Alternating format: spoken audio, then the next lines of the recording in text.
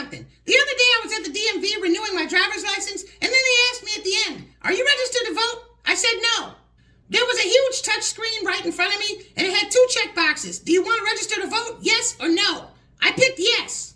Then it showed two more check boxes. It said, do you want to register as a Democrat or a Republican? Suddenly I felt compelled to register as a Republican, so I did.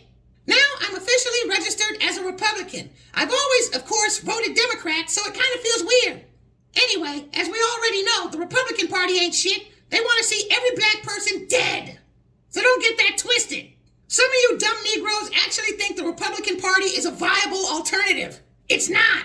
The reason I registered as a Republican is because Donald Trump is a massive threat to white supremacy as a whole. I may or may not vote at all, but if I do, I'm voting for Trump. And I ain't mad at any brother or sister who wants to weigh in for Trump either.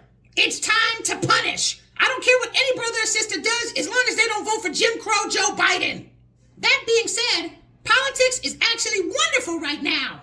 If you love politics, this is the World Series right now. We are watching history being made. It's looking like white supremacy is on the ropes. Trump had a great week. The Supreme Court ruled that Colorado cannot take him off of the ballot. We already knew that was going to happen, but white supremacy was hoping that we were going to go for it. If they could have slipped that past us, they would have. All their underhanded efforts to get rid of Trump before he snags the nomination have failed. Now they have to go to Plan B, and Plan B is stealing the election. I don't think most of you brothers and sisters understand just how important it is to make sure Trump does not get back in. They cannot let a man they have opposed on a global level be seen dominating the establishment. They have to do whatever it takes to stop him.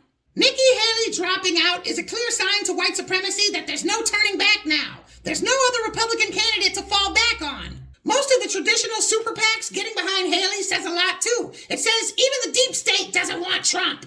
A lot of you guys think a vote for Trump is just a vote for the Republican Party. It's not. You may see some Republicans kissing ass. You might even see Mitch McConnell fully endorsing Trump. But trust me, all of white supremacy is scared.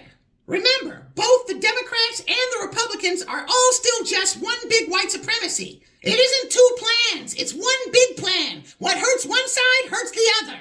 Considering that Trump can only serve one more term makes him even more dangerous. If he gets in, white supremacy may never recover. We might be hearing a lot about Joe Biden losing black votes and falling behind in the polls, but they had the entire summer to make it look like Joe Biden is pulling ahead.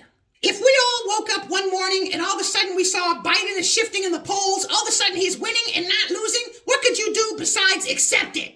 Yeah, he may have lost to that Jason Palmer guy in the American Samoa, but I don't see Biden worried, do you? During his State of the Union, I think Biden mentioned blacks at least once, and it wasn't about nothing. It was about the same old thing. Unless he's got some kind of plan to beg black voters down the line, right now, he doesn't seem to really give a damn. The fact that Jim Crow Joe isn't doing any more for blacks today than he was yesterday should say a lot to us about our effectiveness. Family, I'll be the first one to tell you that Trump is here for a reason and that white supremacy is going to get their asses handed to them. But I also know how much is at stake for the white supremacist establishment. They will steal this election right in front of our faces and say, what? I am not pushing you guys anymore. You do whatever the hell you want to do. But if I were you, I would find a quick and easy way to spread our message in every black community that you can find.